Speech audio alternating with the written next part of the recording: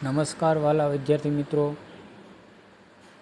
ગલા assignment book 2026 વાણિજ્ય પ્રવાહની અંદર ધોરણ 12ના પ્રશ્ન પેપર નંબર 1 વાણિજ્ય વ્યવસ્થા અને સંચાલન, આ પ્રશ્ન પેપર નંબર 1ના વિભાગ એ અને બીની ચર્ચા થઈ ચૂકી છે.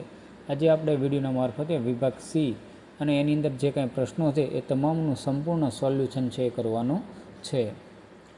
વિદ્યાર્થી મિત્રો, આમ તો આપણે દરેક વિભાગ પ્રમાણેના સોલ્યુશન છે ધીમે ધીમે થઈ રહ્યા છે. એમાં ખાસ આજે પેપર 1 વિભાગ સીનું સોલ્યુશન કરતાં પહેલાં હું ગોળકિયા પ્રવીણભાઈ આપ સૌનું હાર્દિક સ્વાગત કરું છું. વિદ્યાર્થી મિત્રો, ચેનલમાં જો તમે નવા હો તો ચેનલને સબસ્ક્રાઈબ કરો અને જો જૂના છો તો ચેનલને લાઇક શેર કરો અને હાઇપ્સ કરવાનું ખાસ ના ભૂલતા. તમે લાઇકનું બટન દબાવશો તો તમને આ હાઇપ્સ એવું આવશે, તેની ઉપર ક્લિક કરવાથી એના પોઈન્ટ છે એ મળતા હોય છે. તો વિદ્યાર્થી મિત્રો, એક ખાસ વિનંતી છે કે લાઇકની સાથે હાઇપ્સ કરવા પણ વિનંતી. હવે જોઈએ આપણે આ વિભાગ સીનું સંપૂર્ણ સોલ્યુશન. નમસ્કાર વાલા વિદ્યાર્થી મિત્રો. વિભાગ સીની ચર્ચા કરીએ તો એમાં સૌથી પહેલાં એવી સૂચના હોય છે કે નીચે આપેલા પ્રશ્ન 31થી 47માંથી કોઈ પણ 13 પ્રશ્નોના ટૂંકમાં ઉત્તર છે લખવાના હોય છે. તો દરેકના 2 ગુણ છે, કુલ 26 માર્ક છે. એમાં સૌથી પહેલો પ્રશ્ન એવો છે 31મા ક્રમાંકથી, સંચાલનથી સમાજને ક્યાં લાભ મળે છે? જે જુલાઈ 22 અને 2025માં પૂછાઈ ચૂકેલો છે. તો ઉત્તર છે સંચાલનથી સમાજને મળતા લાભ નીચે પ્રમાણે છે. દરેક ધંધાકીય એકમ સમાજમાં રહીને સમાજના સાધનોનો ઉપયોગ કરીને સમાજના લોકોના લાભાર્થે પોતાની કામગીરી કરે છે. એમાં છે કે ધંધાકીય એકમની સફળતા સમાજની સમૃદ્ધિ અને સુખાકારીમાં વધારો કરે છે. ધંધાકીય એકમો વિવિધ વસ્તુઓ અને સેવાઓનું ઓછી પડતરે ઉત્પાદન કરે છે.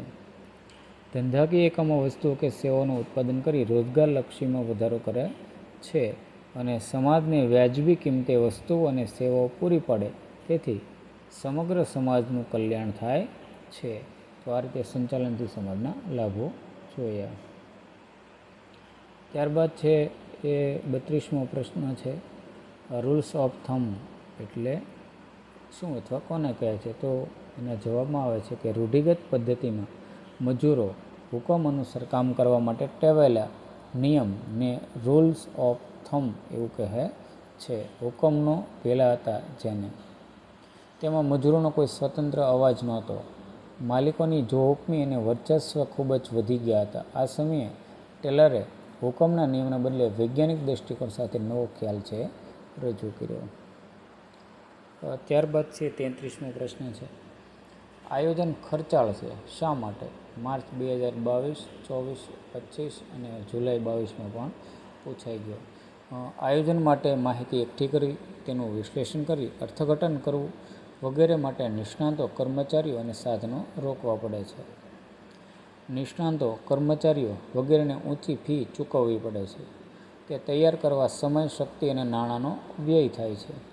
આમ આયોજન છે એ ખર્ચાળ છે. ત્યારબાદ 34મો પ્રશ્ન છે, એની ચર્ચા કરીએ આપણે. કર્મચારી વ્યવસ્થા એ માત્ર કલ્યાણકારી પ્રવૃત્તિ નથી, શા માટે?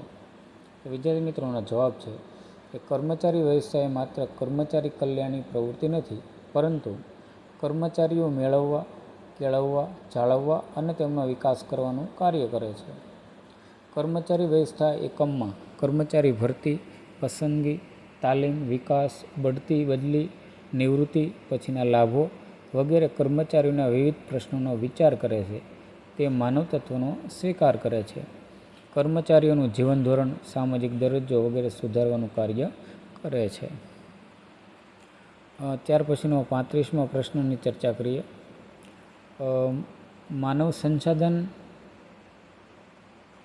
સંચાલનની કામગીરીમાં આયોજન સાથેની સંબંધિત બાબતો જણાવો. તો તેનો જવાબ છે કે માનવ સંસાધન સંચાલનની આયોજન સાથે સંબંધ ધરાવતી બાબતો આ પ્રમાણે છે. પહેલું છે એકમમાં જરૂરી કર્મચારીઓ આયોજન કરવું. એકમના વિકાસ સમયે નવી નિમણૂકો કરી કર્મચારીઓની સંખ્યા વધારવી. બીજું, સમય, સંજોગો અને પરિસ્થિતિ અનુસાર જરૂર જણાતા કાળજીપૂર્વક યોગ્ય કાર્યવાહી કરી કર્મચારીઓની સંખ્યા ઘટાડવી. ત્રીજું છે દરેક કર્મચારીઓની તેમની લાયકાત અનુસાર યોગ્ય જગ્યાએ મૂકવા. અને ચોથું છે કે કર્મચારીઓને સતત કાર્યશીલ રાખી તેમના કાર્ય સંબંધિત જ્ઞાનમાં વધારો કરવો. તો આ રીતે એ બને છે. ત્યારબાદ 36મો પ્રશ્ન છે કે માસ્લોની જરૂરિયાતનું અગ્રતાક્રમની આકૃતિ દોરો. તો આ આખી માસ્લોની જે જરૂરિયાતની જે આખી આકૃતિ રહેલી છે તે તમે જોઈ શકો છો. 37મો પ્રશ્ન છે અંકુશ એ સતત પ્રક્રિયા છે, સમજાવો. જે જુલાઈ 2022 અને માર્ચ 25માં પૂછાઈ ગયો. તો એકમની પ્રવૃત્તિઓ પર એકવાર અંકુશ રાખ્યા પછી કાયમ માટે બધું આયોજન મુજબ જ થશે તેમ માનવું ભૂલ ભરેલું છે.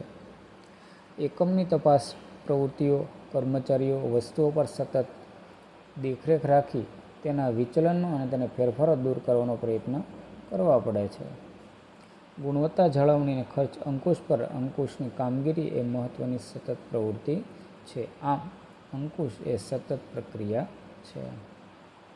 ત્યારબાદ 38મો છે પ્રશ્ન કે આયોજન અને અંકુશ એક જ સિક્કાની બે બાજુ છે, સમજાવો. જે માર્ચ 25માં પૂછાઈ ગયો. તો તેનો જવાબ છે મિત્રો કે આયોજન એ અંકુશ સંચાલનના બે ખૂબ જ મહત્ત્વના પરસ્પર આધારિત કાર્યો છે. ત્યારબાદ આ એનો આખો જે જવાબ છે રહેલો છે. મિત્રો બધું હું જો વાંચન કરીશ તો આખું વિડીયો લાંબો થઈ જશે. તમે વિડીયોને અટકાવીને પણ આ બધું છે જવાબ જોઈ શકો છો. તો આથી કહી શકાય કે આયોજન એ અંકુશનું એક સિક્કાની બે બાજુ છે. ત્યારબાદ 39મો પ્રશ્ન છે કે મૂડી માળખું એ માલિકીની મૂડી અને દેવાનું મિશ્રણ છે, સમજાવો. તો તેનો જવાબ છે કે કંપની વિવિધ પ્રકારની જામીનગીરીઓ જેવી કે equity share, preference share, debenture વગેરે બહાર પાડીને મૂડી પ્રાપ્ત કરે છે. અને મૂડી માળખું એટલે મૂડી પ્રાપ્તિના વિવિધ પ્રાપ્તિ સ્થાનો જેવા કે equity share, preference share, debenture, અનામતનો લાભ અને લોન ભંડોળનું મિશ્રણ. કહી શકાય કે મૂડી માળખું એ માલિકની મૂડી અને દેવાનું મિશ્રણ છે. ત્યારબાદ 40મો પ્રશ્ન છે કે કોલ મની અને નોટિસ મની વચ્ચે મુખ્ય તફાવત ક્યાં છે તે સમજાવો. જે માર્ચ 23 અને 25માં પૂછાઈ ગયેલા. તો મિત્રો આ એનો આખો છે જવાબ રહેલો છે, તમે આ જોઈ શકો છો. વિડીયોને અટકાવીને પણ તમે આ જવાબ છે વાંચી શકો, લખી શકો. પરીક્ષાની દૃષ્ટિએ ખૂબ મહત્ત્વનો છે. 41મો પ્રશ્ન છે કે લેબલિંગના ઉપયોગો જણાવો. જે પણ માર્ચ 22, 25 અને જુલાઈ 22માં પૂછાઈ ગયો. તો લેબલિંગના ઉપયોગ કે કાર્યો આ પ્રમાણે છે. આ પહેલું છે, આ બીજું છે,